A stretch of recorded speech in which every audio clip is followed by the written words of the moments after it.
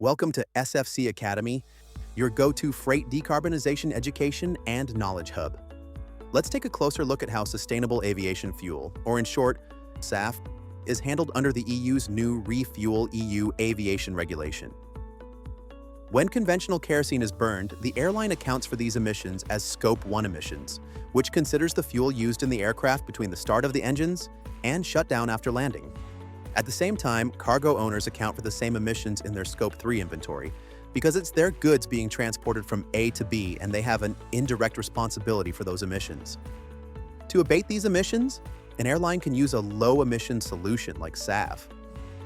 On the other hand, freight forwarders and cargo owners that are ready to invest in climate-friendly logistics through the voluntary market can address their emissions footprint by procuring low-emission transport services based on book and claim, claiming the lower emission profile in their carbon balance sheet, achieving net emission savings.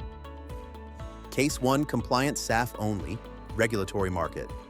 Under ReFuelEU Aviation, the primary obligations are on fuel providers and not airlines. These providers must ensure that their jet fuel provision across union airports contains at least 2% SAF, starting in 2025, and the share will rise in the upcoming years until 2050 to 70%. The airline purchases jet fuel, which is provided under the ReFuelEU Aviation obligation by the fuel provider, and therefore includes a certain share of SAF. The airline that includes a certain amount of this fuel in its operations agreed to allocate its respective emission profile, by default, equally across all shippers and cargo owners that are using the airline's network. The result? All cargo owners benefit from small net savings in transportation-related emissions, thanks to the mandated SAF. Case 2, voluntary SAF procurement. A cargo owner decides to voluntarily decarbonize their supply chain through SAF. SAF is bunkered at an airport. It enters the general fueling system and is physically distributed across all flights operated from this airport.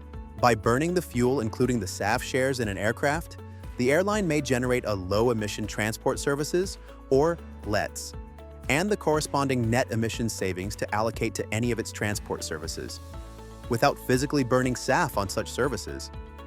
The airline accounts for these savings in its Scope 1 emissions inventory, the transport service purchaser in Scope 3, in terms of absolute and specific GHG savings for his transport network. To pass through the net savings of SAF, the transport service purchaser claims the low emission transport service generated by the airline and allocates the lower emission profile specifically to its Scope 3 inventory, achieving net emission savings, or reductions. The result?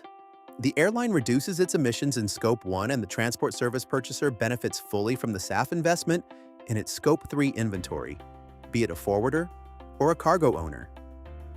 Everyone else? They don't receive any benefit from this specific SAF. Case 3, the real-world mix, compliance plus voluntary SAF. Now that we saw both fictitious scenarios, let's get back to reality. A combination of both systems. Most airlines today operate under both regulatory and voluntary SAF frameworks, and this is where a separated accounting of both worlds becomes crucial. An airline purchases jet fuel with the mandated SAF blend, plus on-top SAF for customers requesting supplementary, voluntary, low-emission transport services. The mandated SAF benefits the airline, Scope 1, and is passed on equally to the Scope 3 cargo owner benefiting in Scope 3. Voluntary SAF, however, is assigned exclusively to those who paid for the low-emission transport service, providing additional traceable emission savings. The result? All cargo owners get a small benefit from the mandated SAF, which is allocated across the airline's network equally, while voluntary buyers get additional traceable emission savings beyond the regulatory SAF as part of their low-emission transport service.